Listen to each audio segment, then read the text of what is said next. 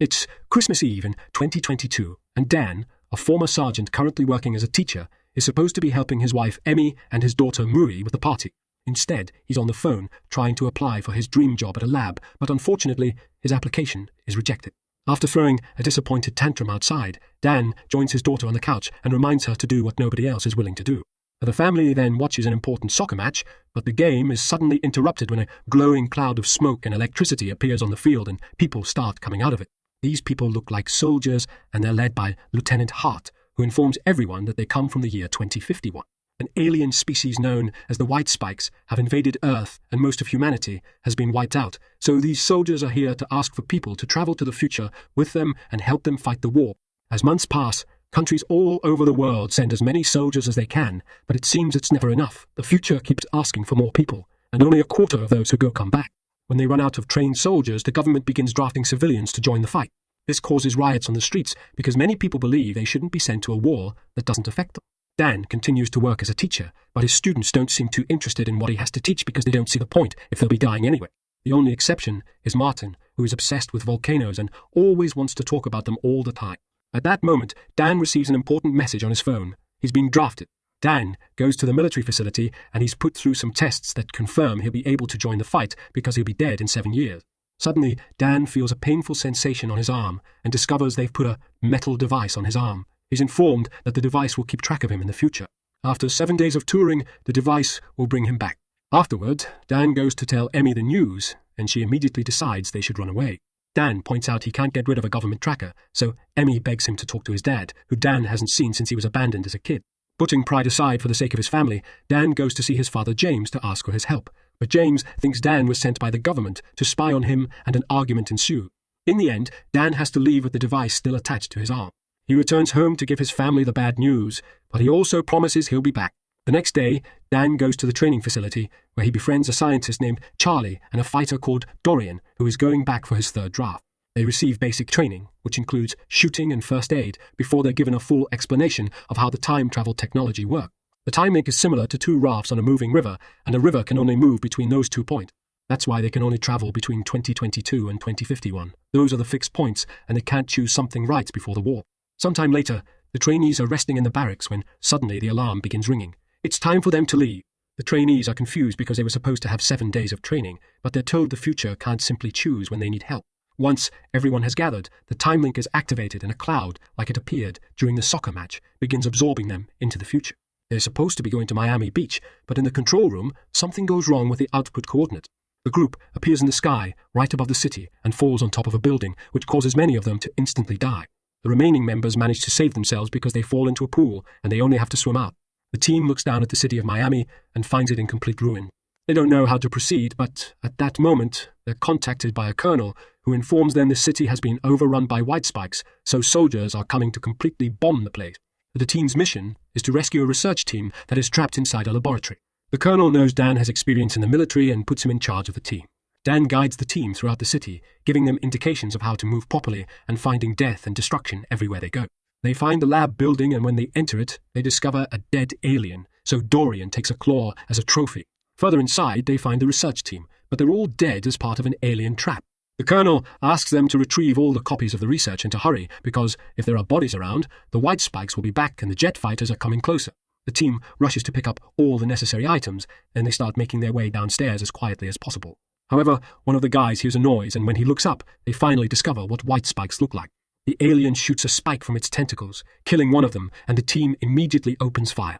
Their bullets can't seem to damage the alien's thick skin, but at least it seems they can slow them down as they run down the stairs and find an exit hallway. The aliens kill and capture many team members on the way, so Dan stays at the back to defend them.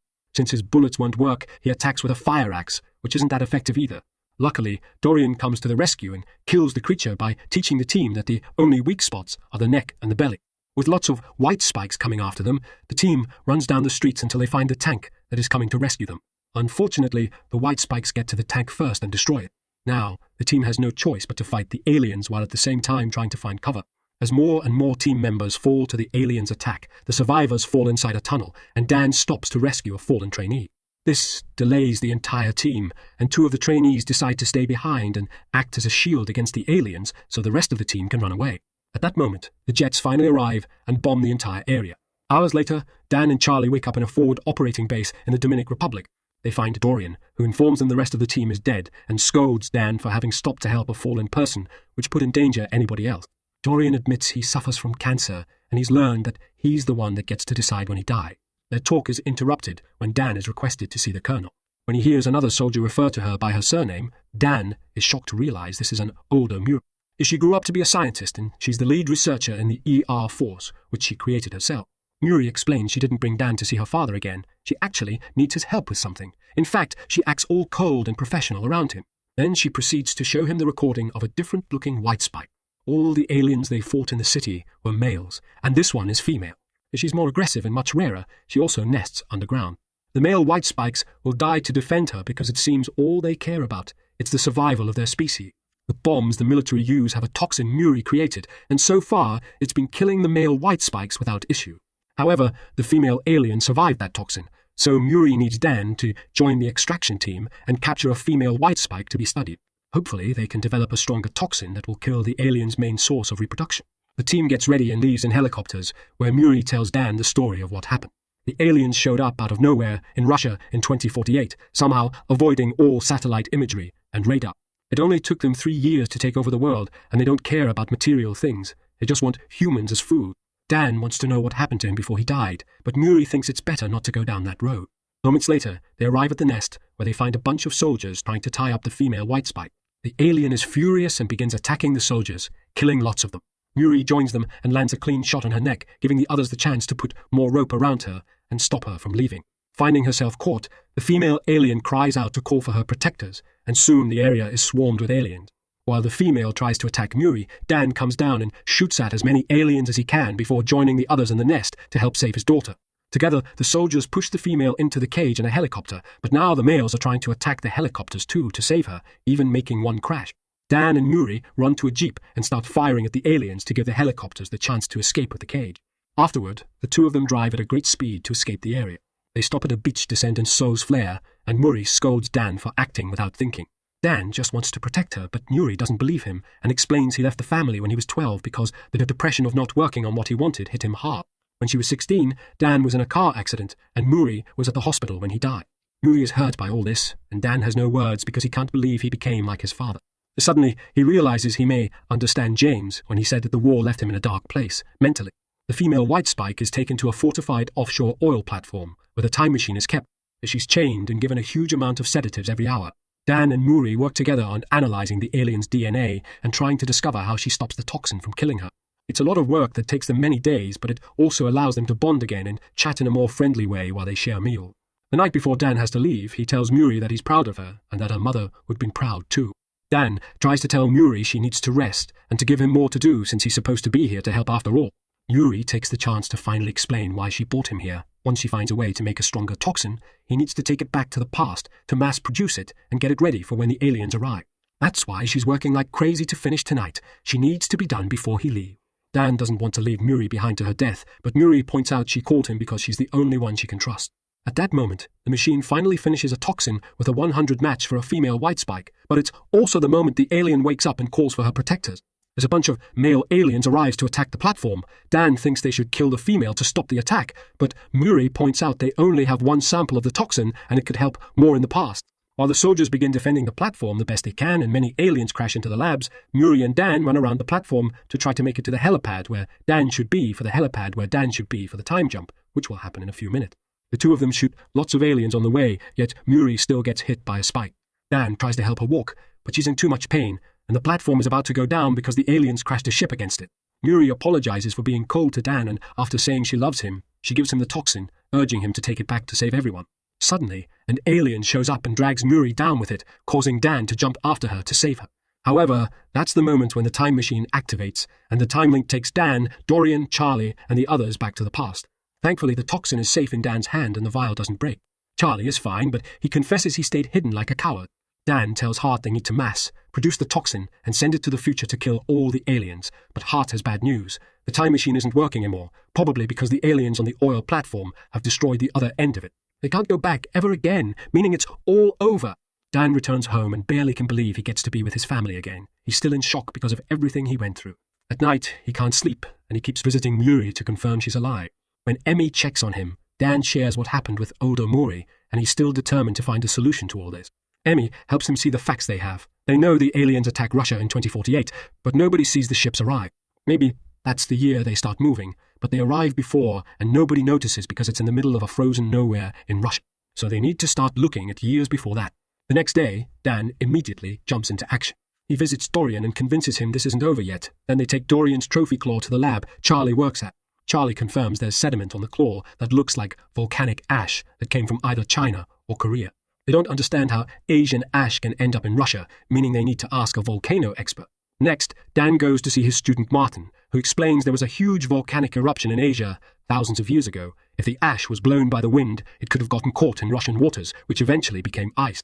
This means the creatures have always been here on Earth, frozen under hundreds of layers of ice. That's why they never saw the ships arrive. The reason why they wake up in 2048 is that's when climate change finally finishes melting all the polar ice.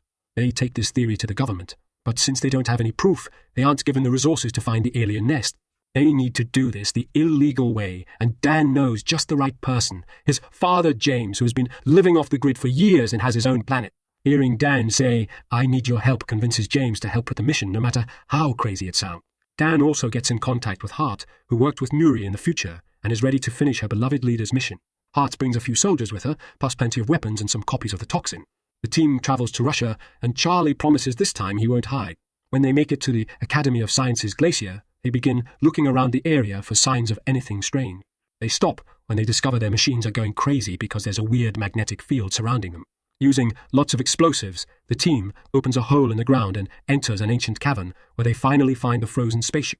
Dan points out that entering the ship is extremely dangerous and they could go tell the government they've found proof, but everyone agrees the government has been useless and it's up to them to make things right.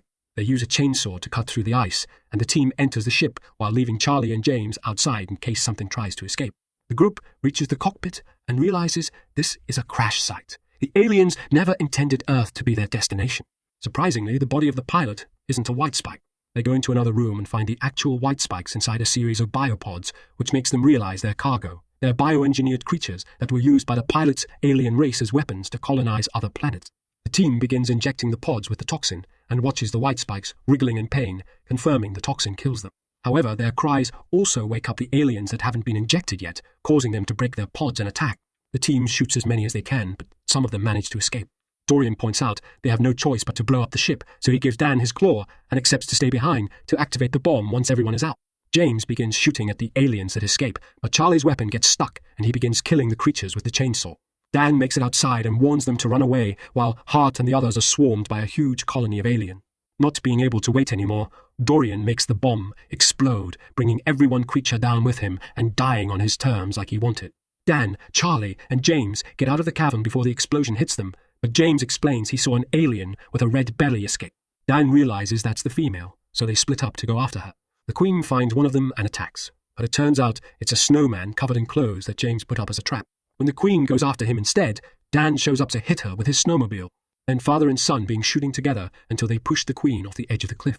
They know she isn't dead yet, though, and get ready for her return. When the Queen attacks again, she pushes them to separate them, then shoots a spike at Dan before going after him. Dan uses that same spike to stab her mouth, and James uses the chance to hit her with an axe, leaving her blind. The Queen begins thrashing around in desperation, and Dan takes the chance to inject the toxin into her leg. However, the Queen removes that leg so the toxin can't spread in her body. When the Queen tries to go after Dan, he gets a grenade ready to bring her down with him. But at that moment, James raises his wounded hand to make the alien smell his blood and go after him instead. Dan refuses to lose his father after they reunited, so he jumps on the Queen and slices her neck with Dorian's claw. After hitting her a few more times, he takes out the last vial of toxin and inserts it in her mouth before kicking her down the cliff again. The Queen crashes against a big rock and finally dies. The next day, newscasts all over the world report an explosion in Russia that killed a bunch of aliens, and the government tries to take credit for it. Dan returns home and reunites with his family, finally allowing James to meet his granddaughter. Now they can all work together for a better future.